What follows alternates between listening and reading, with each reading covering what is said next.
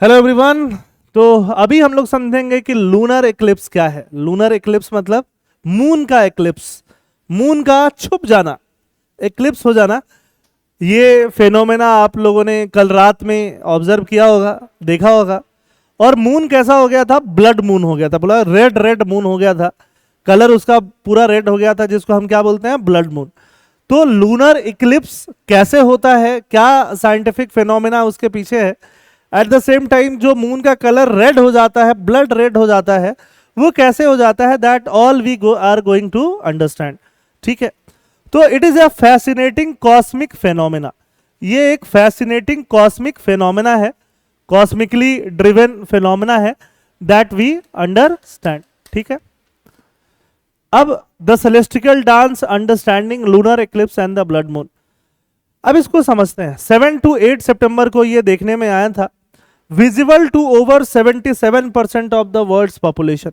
ये सारा पॉपुलेशन, जो पूरे वर्ल्ड का पॉपुलेशन है, उसको इस बार विजिबल नहीं था, सिर्फ 77% ऑफ द पॉपुलेशन को विजिबल था। मतलब अर्थ जो एंगल बनाती है, अर्थ के सारे पार्ट से आप इस ब्लड मून को ऑब्जर्व नहीं कर पाते। अर्थ क्या है? गोल है ना। तो मे बी इस एंगल से आप ऑब्जर्व कर पा रहे हो, इस इधर वाले एंगल से आप ऑब्जर्व नहीं कर पा रहे हो। ठीक है, तो इसलिए 77%। क्या इसको याद रखने की जरूरत होती है? नहीं, बट आपको यह समझना है कि अर्थ के सारे पार्ट से ऑब्जर्वेबल हो, ऐसा नहीं होता है। ठीक है, आगे चलते हैं। What is a lunar Eclipse? Lunar Eclipse मतलब मून का छुप जाना। मून कैसे छुप जाता है? मान लो ये सन है, this is sun, this is moon. अब सन की रेज मून पे पड़ती हैं, मून जो है लाइटेड होता है, अर्थ यहां है, तो हम मून को देख पाते हैं बहुत इजीली से। बट अगर अर्थ ही बीच में आ जाए, मून पीछे चली जाए, है ना, आगे सन हो, फिर अर्थ हो, फिर मून हो, मतलब सन की लाइट जो है वो मून तक पहुंच ही नहीं पा रही है, तो क्या हो जाता है? एक्लिप्स हो जाता है, छुप जाता है। समझ में आई बात? अब देखो, यहां मैं आपको डायग्राम से पहले समझा देता हूं। देखो, ये रहा सन। अब ये मून जो है, ये अर्थ के चारों ओर ऐसे घूमता रहेगा, तो मून जो है मैक्सिमम टाइम किधर रहेगा? इधर सन के साइड रहेगा, तो अर्थ से ऑब्जर्व किया जा सकेगा। बट ये घूमते घूमते घूमते घूमते कहां आएगा? पीछे भी आएगा। पीछे मतलब जब अर्थ जो है वो बीच में आ जाएगा, किसके? सन और मून के, वही टाइम होगा मून के एक्लिप्स होने का, मतलब छुप जाने का, है ना। क्या होने का? छुप जाने का। अब अगर हम सन से ऑब्जर्व करते हैं, देखो सन से जो ये एंगल बनता है, एंगल सन से देखने पे, सन से जो यहां सन के इस एंड से जो लाइट निकल रही है, वो लाइट अर्थ के इस एंड को टच करते हुए यहां से आगे निकल जा रही है, और सन के इस किनारे से जो निकल रही है, वो इस एंड को टच करते हुए यहां से निकल जा रही है। मतलब ये एक ऐसा इलाका है जो शैडो एरिया है। शैडो एरिया है, मतलब जहां सन की रेज पहुंच नहीं पा रही है। समझ में आई बात? जब यहां पे मून आएगा तो शायद मून दिखाई नहीं देगा, और इस एरिया को हम अम्बरा बोलते हैं। क्या बोलते हैं? अम्बरा। अम्बरा। और अम्बरा के अलावा एक एरिया है जिसको पेन अम्बरा बोलते हैं, है ना। पेन अम्बरा मतलब अम्बरा के पहले। अब सन की रेज अगर ऐसे निकल रही हैं, ऐसे निकल रही हैं, अब यहां से देखो, यहां से विजिबल होगा, सन की रेज यहां से इधर निकल गई, और सन की रेज यहां से इधर निकल गई। तो ये वाला जो एरिया है, यहां से यहां तक, इसमें लाइट तो आती है सन की, लेकिन कम आती है। यहां से सन की विजिबिलिटी, लाइट तो आती है बट इतनी ज्यादा नहीं आती है, कम लाइट आती है, इसलिए इसको क्या बोलते हैं? पेनम्बरा। तो जब मून इस एरिया में चला जाता है, पेनम्बरा में, तो इक्लिप्स होना स्टार्ट हो जाता है, और अम्बरा में जाता है तो पूरी तरह से क्या हो जाता है? एक्लिप्स हो जाता है। समझ में आई बात? पूरी तरह से क्या हो जाता है? एक्लिप्स। तो अभी जो फेनोमेना हमें ऑब्जर्व हुआ 7 के रात में, 8 के अर्ली मॉर्निंग या रात में, वो कैसा फेनोमेना था? मून के एक्लिप्स होने का फेनोमेना था, जिसको हम क्या बोलते हैं? लूनर एक्लिप्स बोलते हैं। ठीक है, तो लूनर एक्लिप्स क्या है? एक सेलेस्टिकल फेनोमेना है जिसको ऑब्जर्व किया जाता है। ठीक, अब इसका वजह क्या होता है? देखो, मेन इंपॉर्टेंट वजह क्या है कि सन, अर्थ और मून, ये तीनों एक ही लाइन में होने चाहिए। अगर सन, अर्थ यहां होता, मून यहां होता, तो फिर कुछ होता क्या? नहीं होता। मून यहां होता, फिर होता क्या? नहीं होता। फिर यहां होता क्या? नहीं होता। समझ में आई बात? Sun Earth and moon should be in the same line. अगर मून बीच में आ जाता, मून, फिर हमें सन की मैक्सिमम रेज कौन रोक लेता? मून। फिर हमें सन कम दिखाई पड़ता, हो सकता है सन का बस किनारा किनारा दिखाई दे, एक डिस्क की तरह, है ना? समझ में आई बात? तो सन में भी एक्लिप्स लगता है, उसको सोलर एक्लिप्स बोल देते हैं। मून में जो एक्लिप्स लग रहा है उसको हम लूनर एक्लिप्स बोल दे रहे हैं। समझ में आई बात? This is the solar eclipse and lunar eclipse. ठीक बात है। उसके लिए कंडीशन ये है कि sun, Earth and moon should be in the straight line और in the near straight line. अगर एग्जैक्ट स्ट्रेट लाइन में नहीं भी हो तो नियर स्ट्रेट लाइन में होना चाहिए, तो जाके आपका ये एक्लिप्स वाली कंडीशन जो है अचीव होती है। ठीक, अलाइनमेंट होना चाहिए स्ट्रेट लाइन। अर्थ का शेडो है ना, umbra and penumbra, full moon के टाइम पे ऐसा एक ऑब्जर्व ज्यादा होता है। Lunar eclipse can only happen during a full moon when the moon is on the opposite side of Earth from the sun. ठीक है, फुल मून के टाइम पे क्या किधर होगा? ये अपोजिट साइड में होगा। तो क्या हर बार फुल मून को होगा? नहीं, हर बार फुल मून को ये स्ट्रेट लाइन की कंडीशन नहीं बनती है, तो हर बार फुल मून को नहीं होता। बट जब होगा तब कब होगा? फुल मून को ही होगा, है ना? मतलब जिसको हिंदी में हम पूर्णिमा के नाम से जानते हैं। ठीक है, और अगर ये मून इधर रहता तो उसको हम न्यू मून बोलते। क्या बोलते हैं? New moon. उसको हम अमावस्या के नाम से जानते हैं। तब अमावस्या के दिन पे क्या होता है? आपका सोलर इक्लिप्स। और फुल मून पूर्णिमा के दिन पे क्या होता है? लूनर इक्लिप्स, है ना? हर पूर्णिमा का होगा, हर अमावस्या का होगा, ऐसा जरूरी नहीं है। जब ये स्ट्रेट लाइन के सीक्वेंस में होंगे तो जाके ये फुल मून और ऐसा सिचुएशन बनेगा। तो अब देखो ये रेड रेड क्यों दिखता है?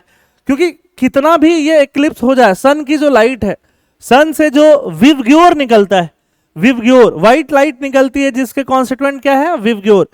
अब उसमें विवग्योर में आर सबसे लास्ट में आता है। आर का वेवलेंथ ज्यादा है, वो ज्यादा स्कैटर्ड होके वो रेड रेड दिखाई देता है ना? तो इसीलिए ये मून भी जो कैसा दिखाई देता है? Blood red.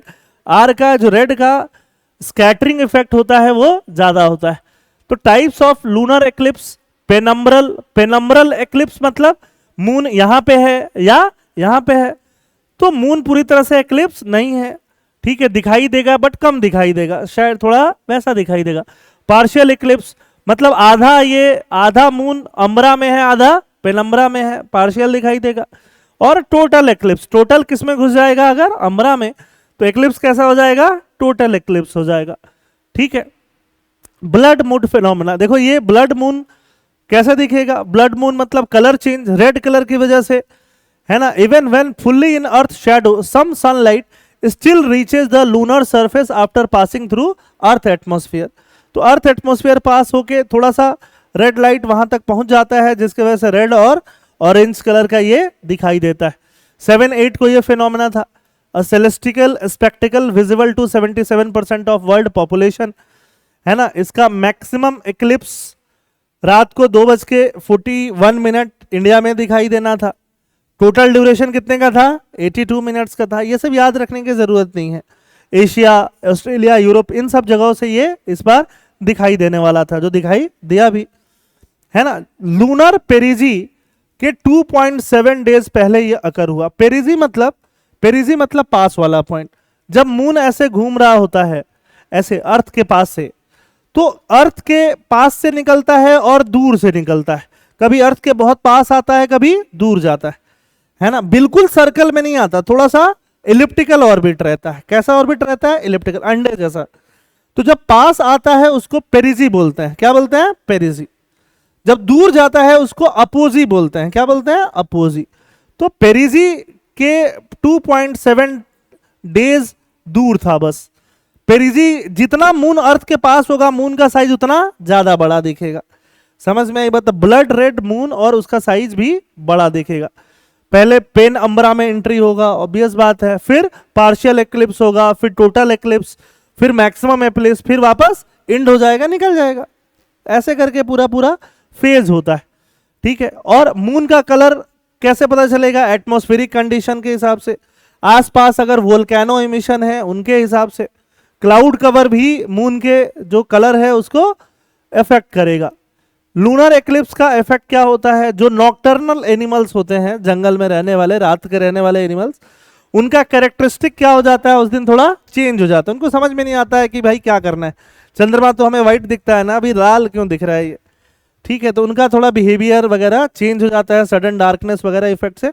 और ये मून, अर्थ और सन एक लाइन में होने से जो ग्रेविटेशनल फोर्स है वो बढ़ जाता है। जो टाइड्स आते हैं समुद्र में वो और ज्यादा इनहेंस हो जाते हैं। वो कैसा इफेक्ट हो जाता है, टाइडल इफेक्ट, है ना। ज्योग्राफी में आप पढ़ते हो मून, अर्थ और सन एक ही लाइन में होने को सिजगी बोलते हैं। क्या बोलते हैं, सिजगी। बोलो क्या बोलते हैं, सिजगी बोलते हैं, सिजगी, ठीक है। कल्चरल सिग्निफिकेंस क्या है, अलग अलग सिविलाइजेशन में अलग अलग कल्चरल सिग्निफिकेंस है।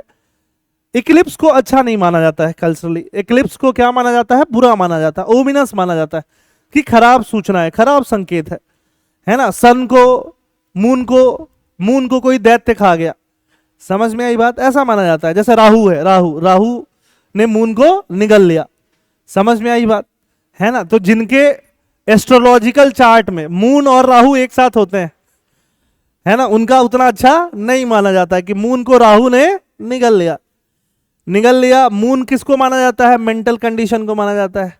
तो जो मून और राहु एक साथ हैं तो आप खुश नहीं हो, बार बार टेंशन में आ रहे हो, समझ में आई बात, स्ट्रेस में आ रहे हो, वैसा माना जाता है, ठीक है। मानने वाली बात है, एंशिएंट सिविलाइजेशन ऐसे मानते रहती हैं, ऐसा माइथोलॉजिकल एक्सप्लेनेशंस देते रहती हैं।